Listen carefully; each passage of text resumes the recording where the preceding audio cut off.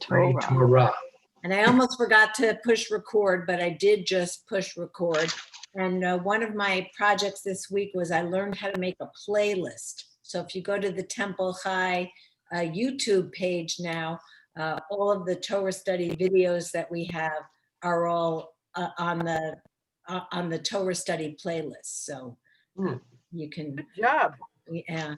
So you can go back and look at those. And I've got all of the midah of the days grouped, and now we're working on the parak of the week.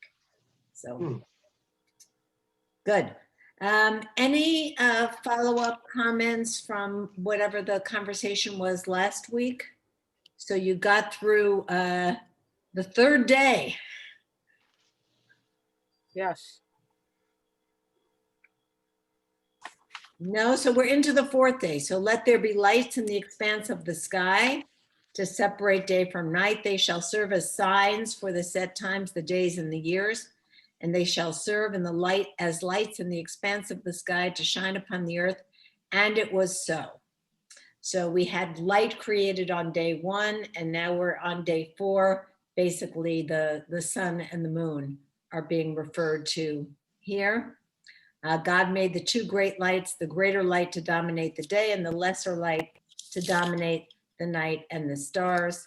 And God set them in the expanse of the sky to shine upon the earth, to dominate the day and the night, and to separate light from darkness. And God saw that this was good, and there was evening and there was morning, a fourth day.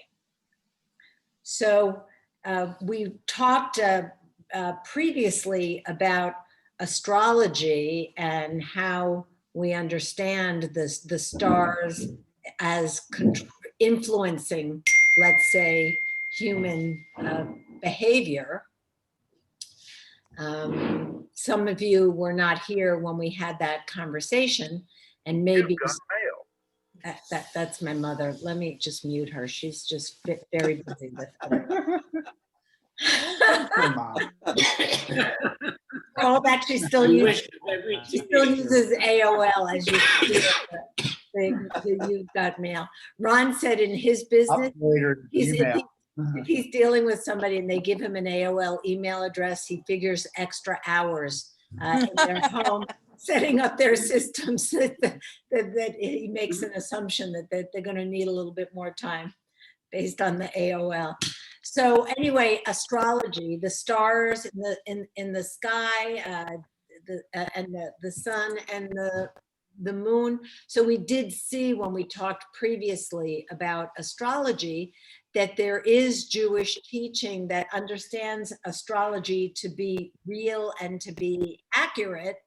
However, the Talmud also says that Jews are exempt from astrological influence, but so it doesn't mean that astrological influence is not real. It's real, but we have an exemption from it. But there, we saw that there's a lot of midrash that talks about astrology, that takes it for granted. One of the midrashim I remember was about Joseph and Benjamin. So when the brothers come to visit Joseph in the court of Pharaoh, and he still has not been revealed as their brother, the midrash says that Joseph gives Benjamin an astrological chart and says, I hear that you Hebrews are really gifted with astrology. So if you look at this chart, can you tell me where your brother Joseph is? And Benjamin looks at the chart and says, wow, according to this chart, my brother is here. And that's when Joseph reveals himself as the brother. The other interesting thing to know about astrology is that when we say mazal tov, we typically understand it as being congratulations, but the word mazal literally means a constellation. So when we wish someone mazal tov, we are wishing good stars. Good stars, that the stars should all line up, for a good outcome. So that's literally what mazal tov means, is a good constellation. So we may think that we're a beyond reading the stars, but it does exist in our tradition. And those of you who don't know that my late husband was a professional astrologer, so that I have a little bit of knowledge and interest in that area from having been married to him for 29 years. So that's the fourth day. Moving on to the fifth day.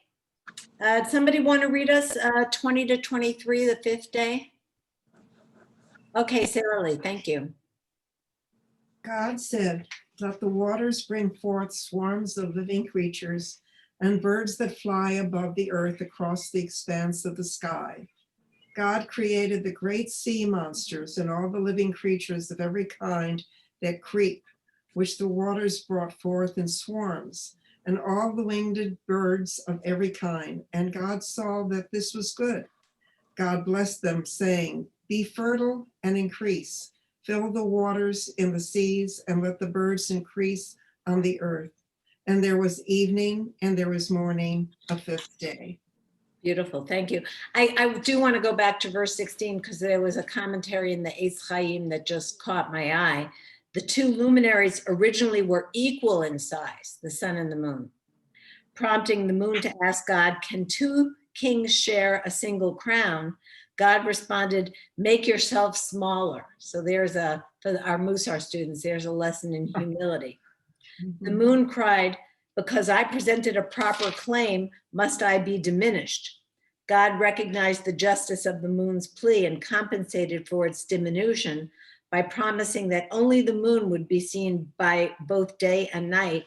It also would be accompanied by an honor guard of stars, and the Jewish people would calculate months and years according to its phases. So that was the consolation prize for the moon having to be smaller, was that we have a more or less a lunar-based calendar with a little correction built in for the difference between the lunar and the solar years. So the fifth day, sea monsters. So sea and birds, and not too much to comment about that. Anyone have I do. anything? Yeah, Terry. It's just interesting to me. There was a children's story from Africa about, it's called How the Sun and the Moon Came to Live in the Sky. Uh-huh. And it's interesting that you said that about making yourself smaller, because at the beginning, all the little moon pieces were, and all the sun pieces were on the earth.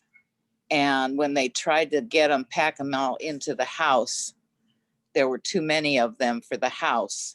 So they had to fly up into the sky to have room to be together.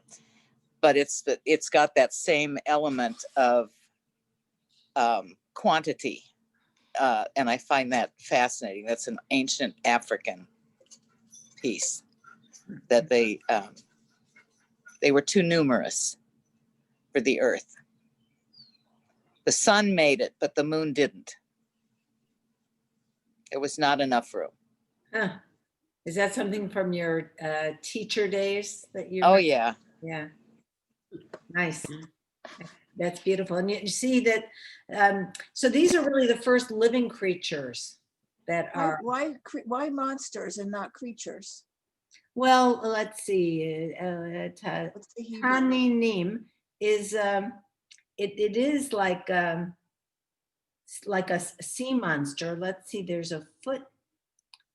It's just saying that that there's a spelling error in it. But let's see what, I'll read you the footnote I have here. It says, both the Hebrew word for these creatures, taninin, and the word Leviathan appear in Canaanite myths from the ancient city of Ugarit as the name of a dragon god from the earliest times, who assisted Yam, god of the sea, in a battle against Baal, the Canaanite god of fertility. Fragments of an Israelite version of this myth are present in several biblical poetic texts, in which the forces of evil in this world are figuratively identified with Tanin, the embodiment of the chaos that God had vanquished in the earliest days. By stating that they were part of God's creation, the narrative deprives them of unity, of divinity. So apparently this is based on an Ugaritic myth, an Ugaritic god. And the point of specifically mentioning the Taninim is to say that they are subject to God's rule. Whereas in the ancient Canaanite mythology, they were demigods themselves. I have a different commentary, similar but different. It's from Steinsaltz. In several places in the Bible, the Tanim are identified with the Leviathan or some creature resembling it. In modern Hebrew, Leviathan refers to a whale, but Tanin refers to an alligator. But these are not their biblical meanings. Rather, the Tanin and Leviathan are mysterious aquatic creatures that were created in the water and whose relationship to our world is unclear. In several places in the Bible, they are depicted as enormously powerful monsters, which at times do not accept the authority even of God. So they have a bad attitude. They're big, mean, and a bad attitude. And the Torah commentary has the modern commentary says the great sea monsters. Elsewhere, the Bible reflects popular legends about certain forces of the deep that battled with God. Here they are simply listed with the other animals. The monsters are variously called Nahar, Yam, Leviathan, and Rahab, and the latter especially recalls an ancient poetic tradition of a lord of the sea. Well, and Yam, of course, is the word for sea. Yeah. Like sea And I've storm. got something different in Friedman. Friedman refers to much of what you're saying and says Aaron's staff and the Egyptian magician's staffs turn into such a creature, not merely a snake at the Egyptian court in Exodus. Oh, Ooh. That would be really, really scary. Imagine a whale showing up in Pharaoh's court. Yeah, seriously. so a whale of a tale to tell you.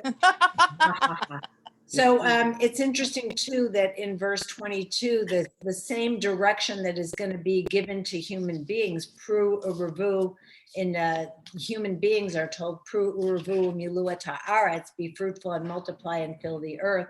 The exact same phrase here, pru uruvu umiluat hamayim, be fruitful and multiply and fill the water. Does it in some way imply a level playing field and equality among the creatures and us people? It does, although we're going to see that it's only humanity that is said to be made in the image of God. So there's a certain what was the word you use? Equality of all creation, but also I think the Torah in these first two chapters is going to really try to emphasize the uniqueness of human beings as being Tselem Elohim, the image of God, and then ultimately having a knowledge of good and evil.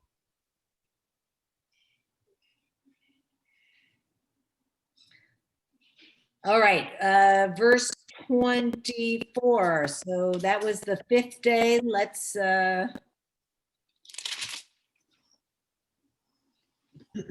yeah, okay. So we're not going to read all the way to the end of the sixth day. Let's look at 24 to 26. Who can read those next three verses? I can. I'll do that. All right, Terry, please. God said, let the earth bring forth every kind of living creature, cattle, creeping things, and wild beasts of every kind. And it was so. God made wild beasts of every kind and cattle of every kind and all kinds of creeping things of the earth. And God saw that this was good. You want 26? Yeah, so that's the critical verse. And God said, let us make man in our image after our likeness. They shall rule the fish of the sea, the birds of the sky, the cattle, the whole earth, and all the creeping things. I can't find where it continues. Oh, I have to turn the page. Okay. All the things that creep on the earth. All right. So So now Barry's talked about equality, but this is clearly not an equal relationship, and critical is how we translate. So it says they shall rule the fish of the sea, et cetera, et cetera. I don't understand. What's our image? Is that just? Okay, good. Yeah. So that's a very big question. What is our image? Any thoughts or commentaries that you have? Is that the actual word, the Hebrew? Our image, yes. Let me see. That is verse 26. Bitsalmenu. So tselem we know is image, right? Tselem Elohim, the image of God. So bitsalmenu is in our image. It's like the genesis of the royal we. Well, that it could be. That's certainly one classic explanation, is that it's. Oh, it's a beautiful concept, though. I mean, it inspires. In my head, it goes right to the fact that every human being looks different. That our is a kind of all-embracing image. And I just want to point this. So the verb is Vayomer Elohim na'aseh. So la'asot is to make. Na'aseh is the plural. Let us make in our image. So the plurality is definitely emphasized here, and it's up to us to figure out, well, what exactly that means. If we believe in only one God, who is God talking to? Let us make our image. Although Terry, I'm sure you know the famous midrash in Sanhedrin, which says Of course. how great. Yeah, no, I know you do know it. How great our God is, because a human king stamps coins with one stamp and they all look the same. But God stamps every human being with the image of God, and we all look different. So I'm not familiar with it, but it's beautiful. really, it's a classic midrash, and then it goes on to say the takeaway in that passage from Sanhedrin. Let me make a little note, because I'll find you the original source, because it's just a classic text that you should be aware of.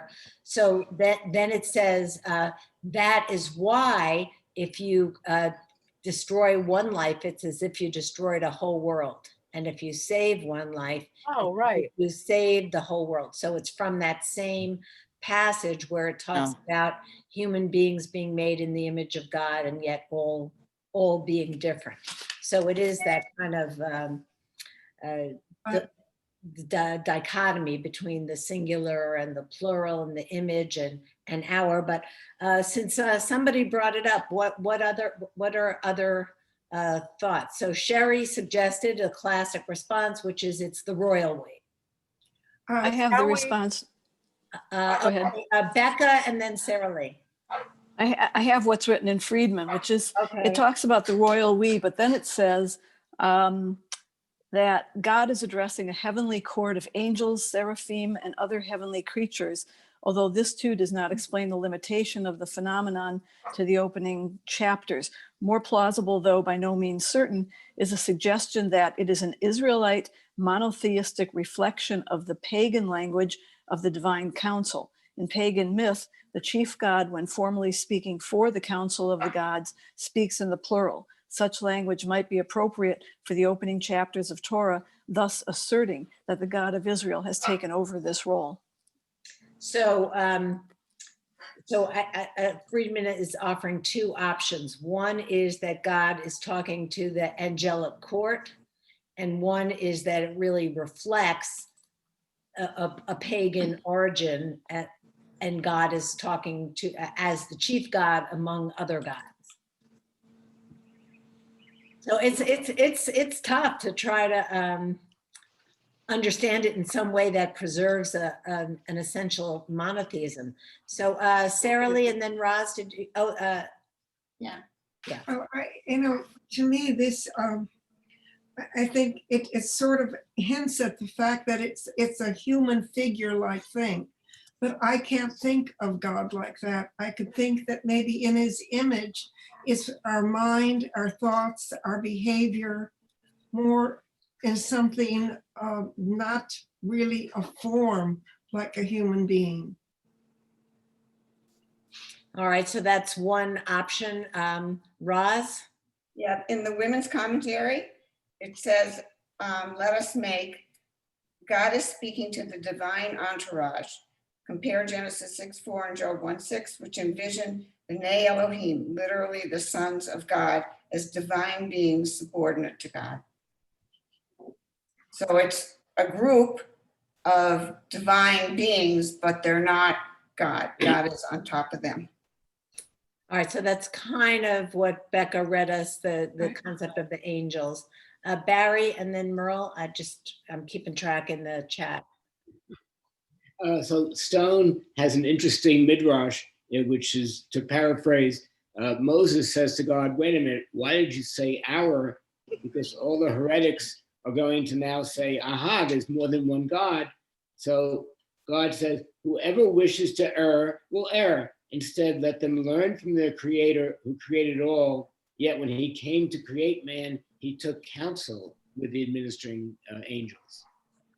So one of the midrashic takeaways from this text is that we should learn from God as a role model and include others in our decision-making process. We shouldn't unilaterally make decisions. We should just as, so it's God is seen as a role model of courtesy in consulting with others. And it's interesting because I just deleted this morning this big text thread. So I'm involved in an organization nominally from the city of Mesa, the Citizen of the Year Commission. So if you were ever the Citizen of the Year in Mesa, then you're forever in perpetuity on the committee that selects the next Citizens of the Year. And there was a big controversy over the email in the last 24 hours about the fact that the executive committee was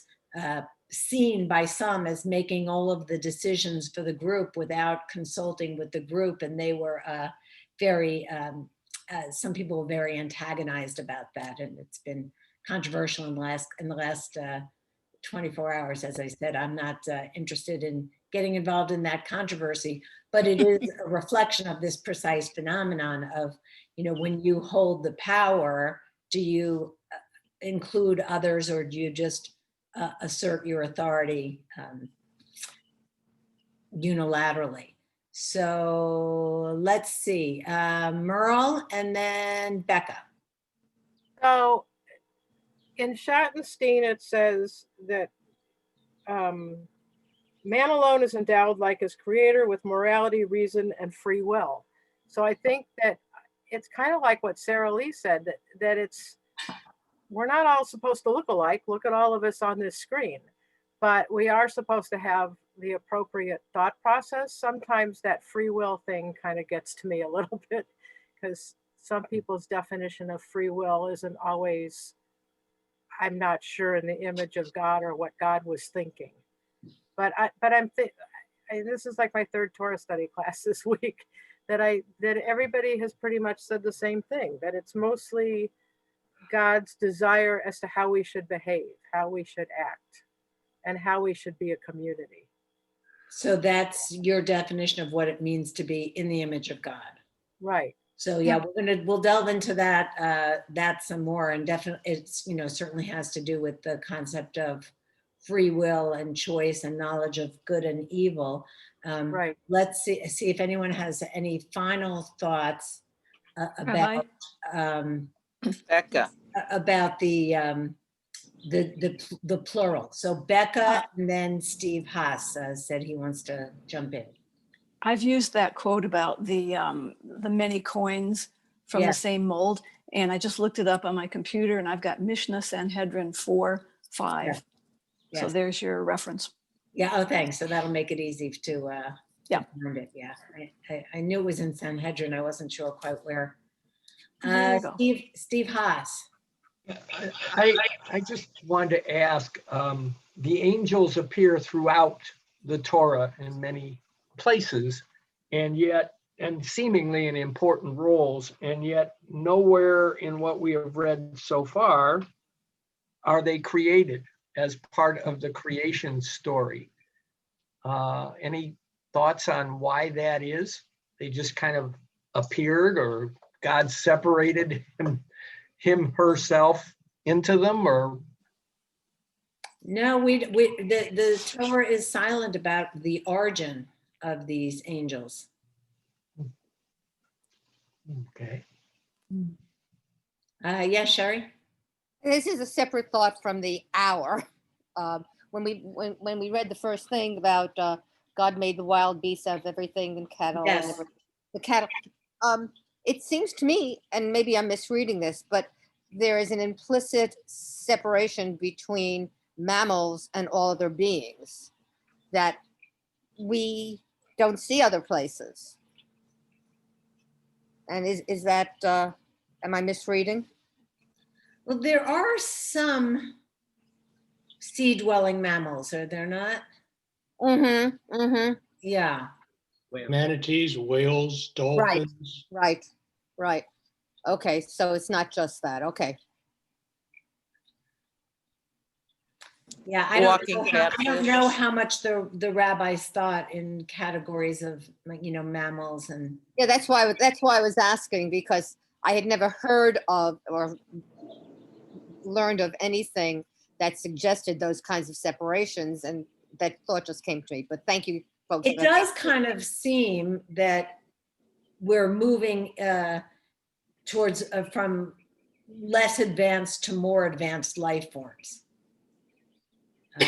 And there are those who argue then, because what we're going to see is in chapter 1, we have male and female. We're looking at those verses right now, created simultaneously. And then chapter 2 is going to give us the more familiar story of Adam as a pronoun being created first, and then the rib and Eve being created. And those who read it that way often suggest that, well, so clearly women are the superior form, since women are the very last thing created. And if this is a hierarchy of creation, moving from lesser to greater, then women would be at the pinnacle. So just throwing that out there. So Can I ask another little question? Sure, please. One thing that struck me, and I have no idea why, is that under the sea creatures and under the land and mammal creatures, they're still all creeping things. Both of those have subsets of creeping things. And I don't know why, it just kind of struck me as, okay. So we went to the Museum of Natural History at the Smithsonian. And when you walk into the insect area in that museum, it says, the insects will not inherit the world, they already own it. Oh yeah, definitely. I've read that for years. Yeah. There's a whole science fiction thing written on that about 40 years ago. Well, so, it could just be that the insects are such a broad and diverse category that they're mentioned twice in various places. They may indeed be a higher life form, since they're masters of survival. And right. So far, we seem to be diminishing our role in that department. Right. So David has a comment, and then Terry, that'll take us right to, what is our relationship to the earth as evidenced by this, that we're supposed to rule the earth. But David, what? Well, if you try to put yourself back in the mindset of people that time period, if we're talking about the Israelite people, were desert dwellers mostly, where would you see monsters? Not necessarily whales, which are more deep water. It wouldn't be in the Gulf of Eilat.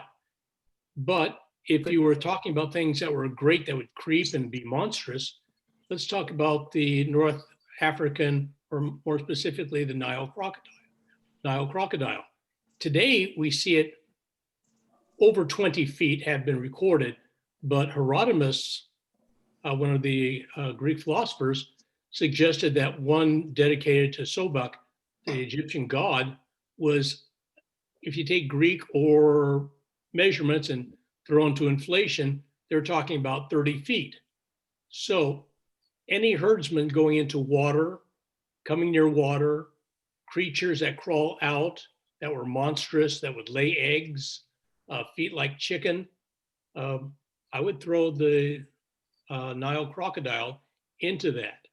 And for people, well, things that creep and crawl, they lay eggs. Birds lay eggs. Mammals don't lay eggs. So you can start seeing divisions of people clumping together, animals by the way they procreate. And you can throw in turtles and all sorts of creatures. So you could see it from creepy crawlies to birds. And that's just natural observation, Right. without using any genetics. Interesting, because I had a similar thought about the fact that it was like the first natural classification system. Rudimentary, but there. I was just grabbing my lexicon because I want to look up this. They had whales in the Mediterranean. Whales are in the Med. Yeah, but they're not, Owen, would they be deeper waters, not along the coastlines? Well, As both. both. Which species? This one says fin whales, and there would be pilot whales as well, which get quite large. That might be what they account for the skin when they built Yes, the park. yes, my thought too. And they have blue whales. Huh. Blues? Are we talking? Yep. Belonging to the Those are baleen type whale of- family. Not a And then- size. of group like that. I wouldn't have thought blues could survive in that small of a, well, it might be a roving pod or two, but Well, but there's Gibraltar that you can get in and out of. I Yeah. mean, they said they'll swim right past both. I the wonder what they would Azores have and the thought Canary. about whale sharks too, since I do know they come up the Gulf. Huh, I don't know about whale sharks. I mean, I do know that you Well, look it up. you do see whales in the western part of the Mediterranean without question, because of their entry through Gibraltar, Right. Straits of Gibraltar. Let's see. Whale sharks.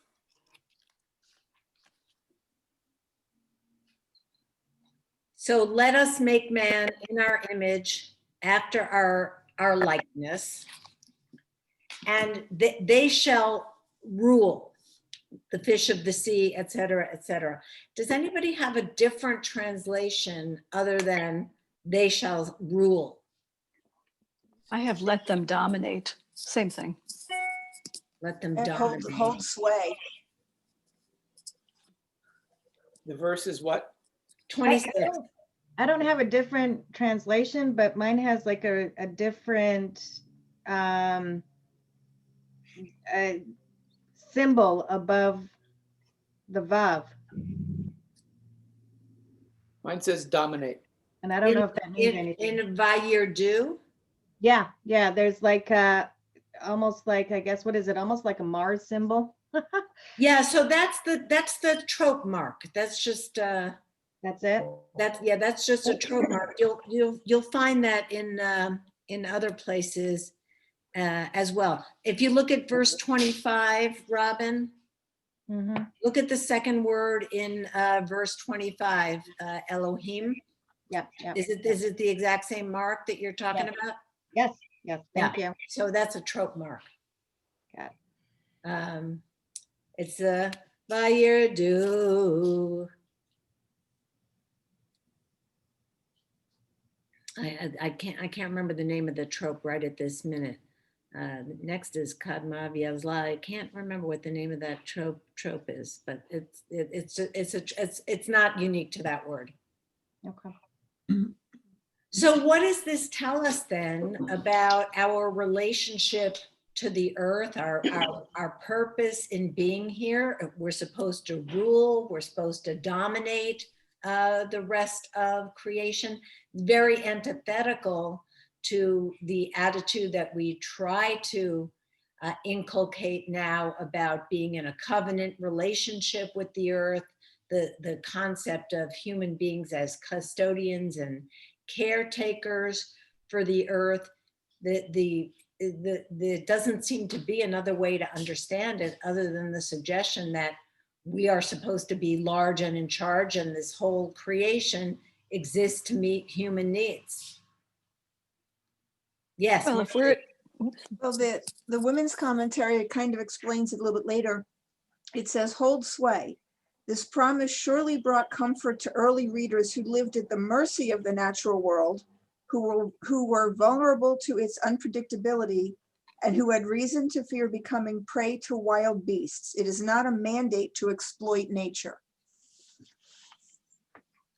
So, all right, so that would be kind of like David was saying before, need to understand it in the context of the time, not exploitative, but we are allowed to protect ourselves. And, it's true, we've talked about that before, that it's hard for us to really understand the threat of wild animals encroaching on civilized settlements, that as that threat would have existed in the ancient world compared to what we experience in our lives. Kathy, did you have your hand up? Yes, I did. I'm seeing it another way also, that not only does man get to dominate or rule over all of the beasts and creatures and creepy crawlies, but when you do rule over something, you also have a vast responsibility for their well-being. Their numbers, their food, their resources, not just it's all about us, they're there for us, and then we just have to protect ourselves from the more aggressive ones.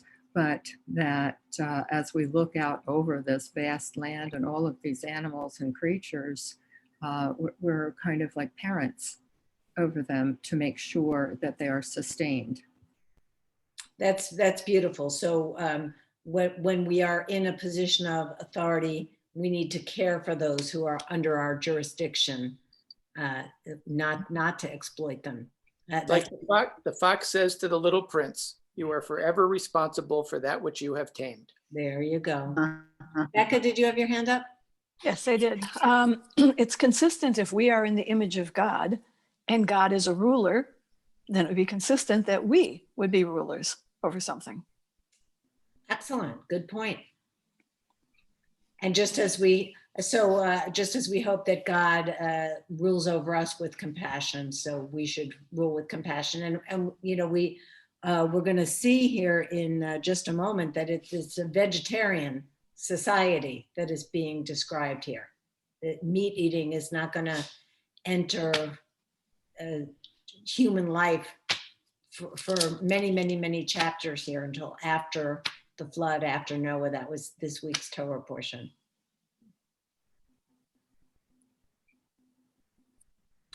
So we want to notice here, so human beings come on the scene here in verse 26. Vayomer Elohim, God said, Na'aseh Adam, let us make a human in our image and according to our likeness. B'tzelmenu kidmutenu. So Adam here is a generic term for humanity. It's not the name Adam. Adam.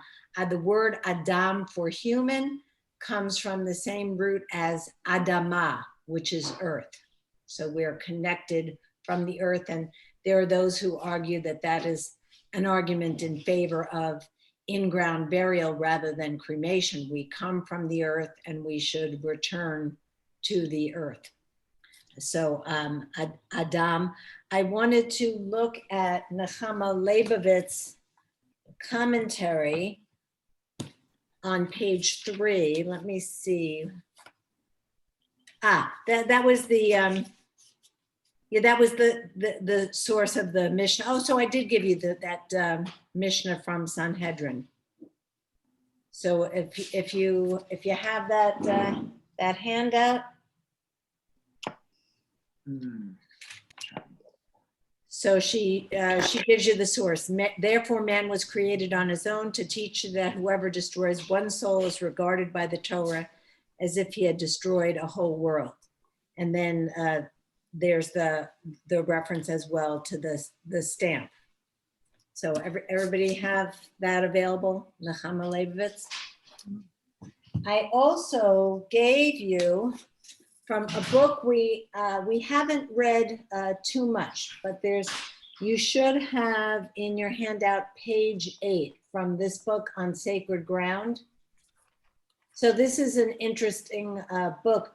Jewish and Christian clergy were each asked to identify a favorite verse in the Torah. It's just the 5 books, and write just a couple of paragraphs about that particular verse. So it's an interesting book. And let's see on page 8, this is about Tselem Elohim, and it is from a rabbi. So do you guys have that handy? Yeah. So Barry Singer, looks like you've got that there. Yeah. Would you read for us about, so this is from Rabbi Arnold Samlin, who is, let's see, it says he's a founder and president of Jewish Connectivity, a Jewish life coaching and consulting practice, a native of Chicago. And he's he's got a website, a blog that is called the Notorious RAV. Rabbi Notorious RAV. That's cute. So Barry, would you read for us? The idea that at that spot or in the beginning? Start from the beginning. Recognizing the godly within ourselves and others.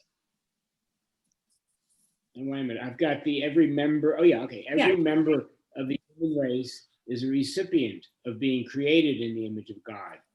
In later generations, the rabbis affirmed this principle, remarking that every human being is distinctive, yet all are in God's image. As a rabbi, I come across the entire range of human behavior. Rabbis, as well as clergy of other communities of faith, see the best and the worst that humanity can exhibit. It is easy for me to categorize people as good or bad, to dismiss those whose behaviors I find repulsive, or to almost deify those whose behavior seems the epitome of righteousness. The idea that all humanity is created b'Tselem Elohim in God's image helps me each day to balance my perspective about the people I come in contact with. The student who gives me a hard time, the congregant who has committed a crime, the colleague who is difficult to work with, are all created in God's image as much as the neighbor who each week serves meals at the homeless shelter or the friend who donates generously to every noble cause. The influences that cause one human being to hide her godly characteristics or cause another to shine are complex, no doubt. But whenever a person enters my office or classroom, I rise before them as I remind myself that they represent the image of God and therefore deserves my respect and honor. At the same time, I ask that those with whom I interact acknowledge that spark of divinity within me. Like everyone, I live in the real world, having mundane business to conduct in everyday conversations and relationships. And yet there is a part of me always playing in the background, at least, that is godly. When others speak to my higher self, that Tselem Elohim, divine image in me, it raises me and our relationship to a higher level. And yeah. And that in turn elevates both of us as well as anyone else with whom we will come into contact. So there are a few Musar students on the call right now. What midot are you reminded of when you hear this text?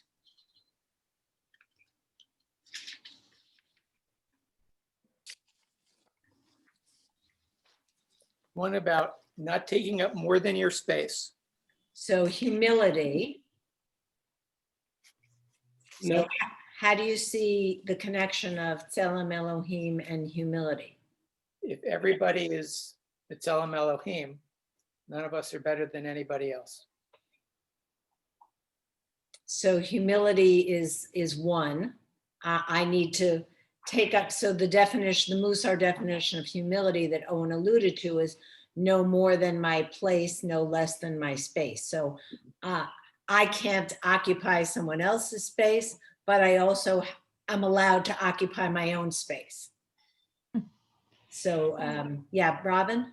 Yeah, I'm not in that group, but one of my best friends who's passed away, he would always say, I'm not better than you, but I'm also not less than you, which is, I think, a beautiful way of trying to remind everyone that as different as we are, you know, we're still all on the same level.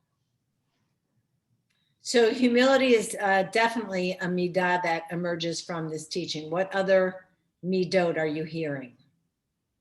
Matthew? Matthew, I think you may be muted. Sorry about that. Compassion, because since we are all as one, no matter what our differences, we have to have feelings and compassion for the other. So standing in the place of the other, compassion, kindness. Passion, kindness, respect. Respect. So what was jumping out at me was honor. And that's a midah that I struggle with, but I think the Musar definition of honor is precisely seeing the image of God in the other. Empathy. Empathy that's related to compassion. Right, so he's, you know, the people who have made choices that we disagree with, maybe trying to understand a little bit where they're coming from rather than rushing to judgment. So judgment, giving the benefit of the doubt is huge. And if we see each other as in the image of God, then part of that is giving each other the benefit of the doubt. Becca, did you want to? I think that I'm not in the class, but I would think that patience is also part of this. Yeah. That one does not immediately make a judgment about somebody they interact with. That give it time. That God is within the other person, and you may need to take some time to see it. Yeah, so not rushing to judgment, does require a lot of patience. My next class is the Chabura class, we're studying impatience. So I'll take that with me to the next class. Yeah, Marcy? I'm not in the Musar class either, but one thing I struggle with and try and do when I meet other people is I can always learn something from whoever it is.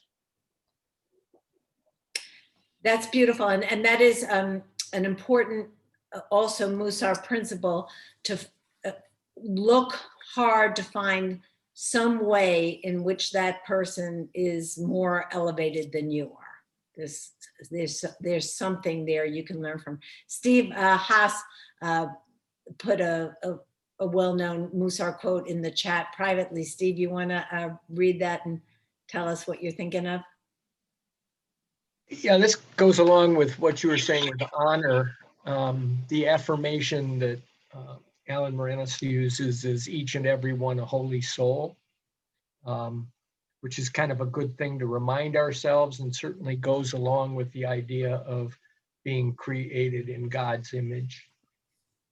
Absolutely. A beautiful phrase. Thank you for reminding us. I also wanted to point out, you've seen this before. So this is what happens if we write God's name vertically, talking about being in the image of God. Yud, He, Vav, He.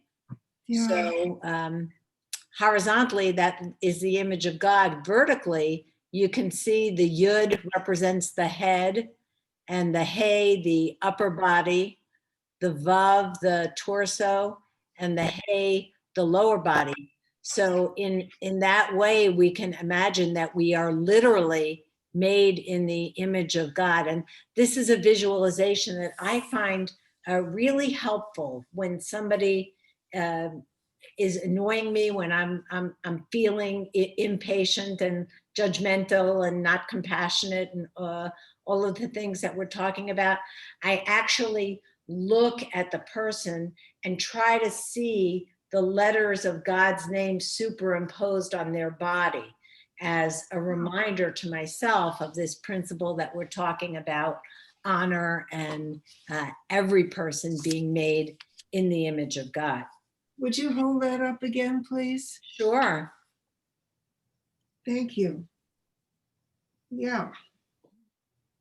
So I made it with chetz because, you know, you're not supposed to write the name of God and then throw it away. If you have a text on which God's name is actually written, then that's supposed to be buried in a Jewish cemetery. So religious books that have God's name in them, when they're no longer serviceable, we literally bury them in the cemetery.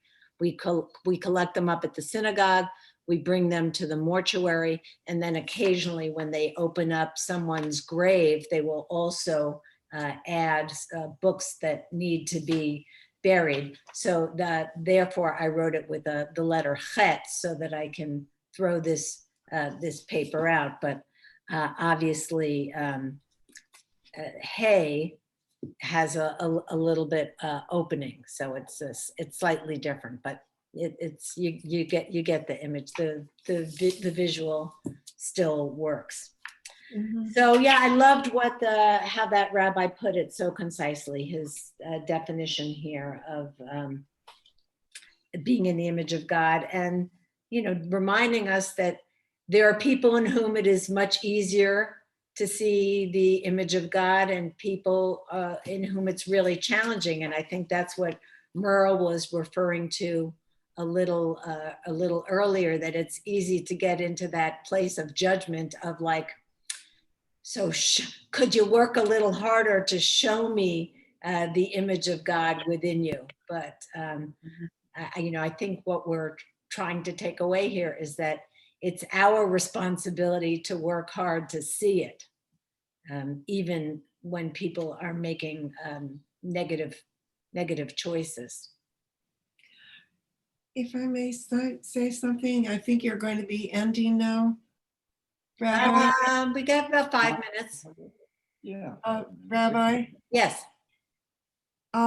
Somebody sent me a very beautiful video, and the language, there was some writing on it also, but looked like it might have been Russian. It wasn't our usual script, and it wasn't Hebrew.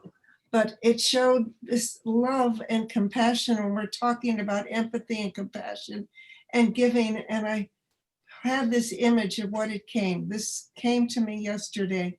It's a beautiful actual thing of what's going on.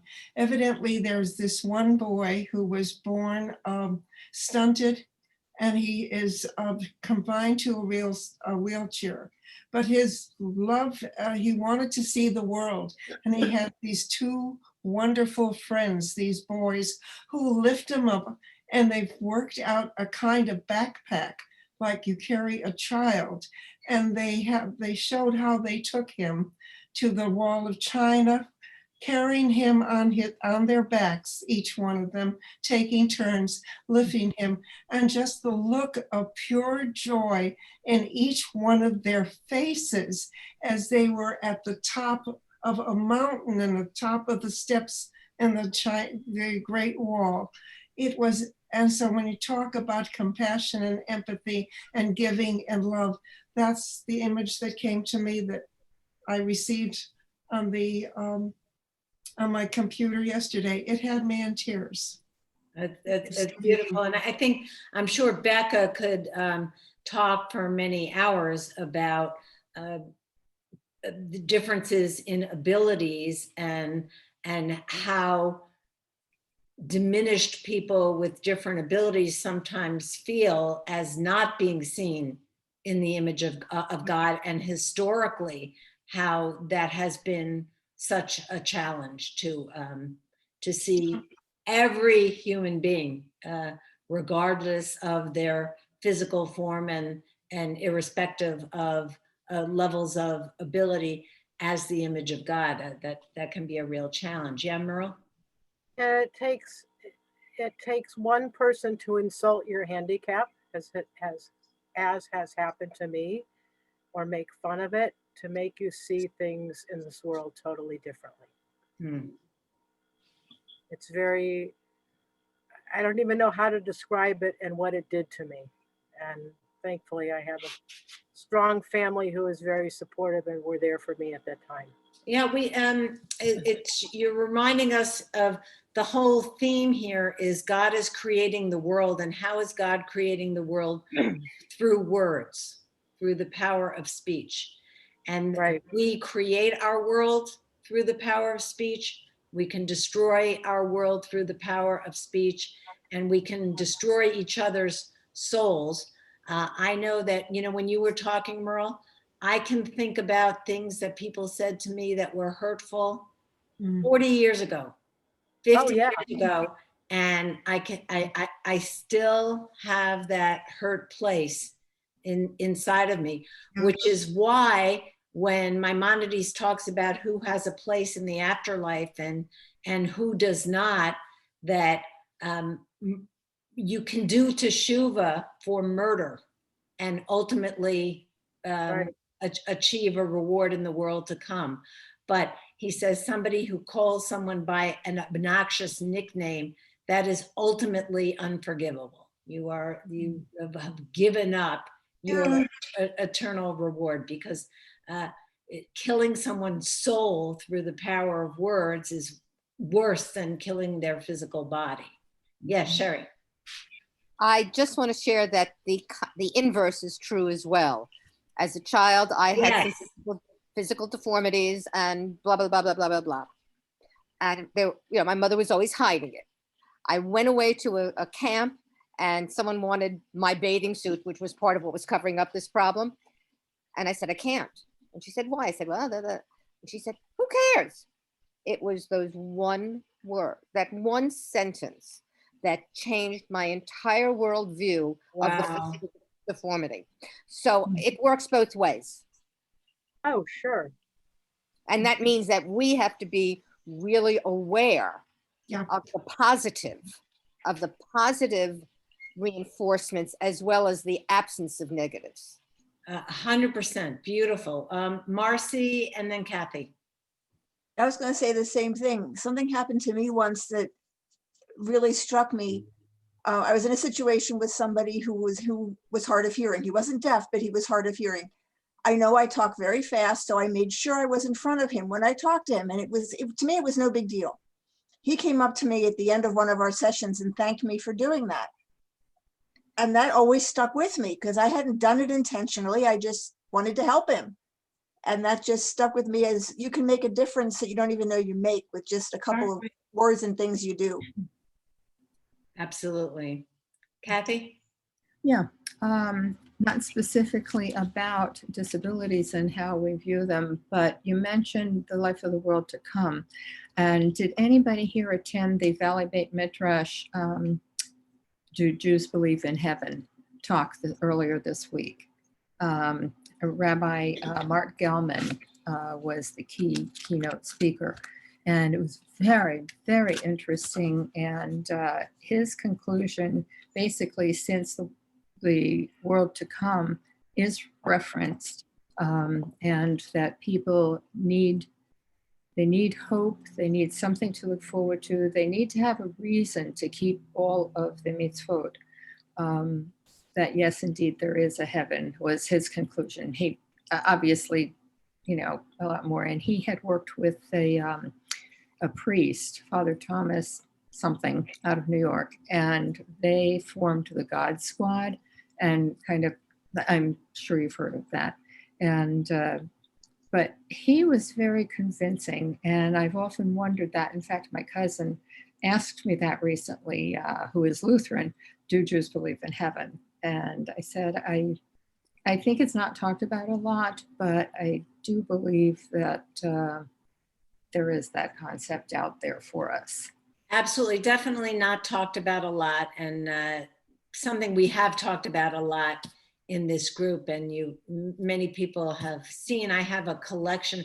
I've spoken about this topic both at Temple High and for Valley Bet Midrash as well, and I have a collection that I can share with you of texts from the Torah through contemporary times of different teachings about the afterlife. And there are different images, different understandings. There are Jews who believe in the immortality of the soul. There are Jews who believe in the physical resurrection of the body. There are Jews who believe in reincarnation. You can find all of these within the breadth of Jewish teaching. But it's, Kathy, it's not only that we don't talk about it a lot. I think Jews are, for some reason, allergic to hearing it and absorbing it as well. Because I know I've talked about it a lot myself. I've talked about it, like on Yom Kippur when there are hundreds and hundreds of people.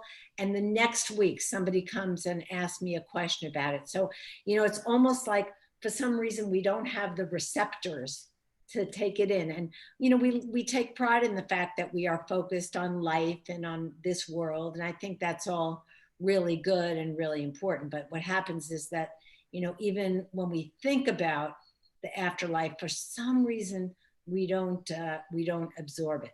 So I think, see, we're over time. I'm going to give Becca the last word. I wanted to also look, before we move away from this verse, at the Women's Torah commentary. You should have there, page 28, the reference about let us make human beings. So we'll pick up with that next week. But Becca, I'll give you the last word. Well, thank you. Going back to what Merle and several of you were talking about, I have pages of quotes that I used when I was speaking on behalf of people with disabilities. And Pirkei Avot, do not despise any person and do not disparage any object, for there is no one who does not have his or her hour, and there is no object that does not have its place. There you go. I love that. All right. That's great. The other, so I want to end also with just one of my favorite blessings. I think is so profound. We have so many blessings in our tradition, and there is a blessing for when we see someone who looks really different. Right. And the blessing is Baruch Atah Adonai Eloheinu melech haolam mishaneh habriot. Thank you, God, that you vary the creatures.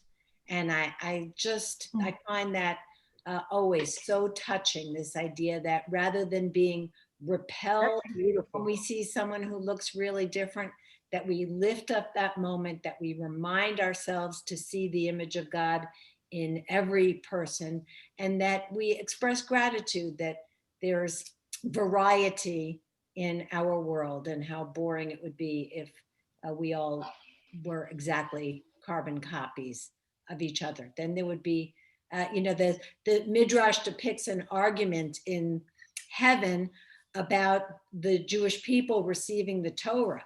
And the angels say, why would you give the Torah to human beings? They're so imperfect. They're not going to be able to uphold the Torah. You should give it to us, the angels. We'll be able to keep it perfectly. And God says, well, therefore you don't need it, and human beings do. So we need Torah. I'm glad you're here. Oseh, glad you're here. Shalom b'Rama, Hallelujah. Shalom. Aleinu Yisrael. Yisrael. Amen. So make sure you bring that Women's Torah commentary with you next week, and I will see you then, if not before. Shavua Tov. Thank you. Shavua Tov, everybody. Shavua Tov. Shavua Tov.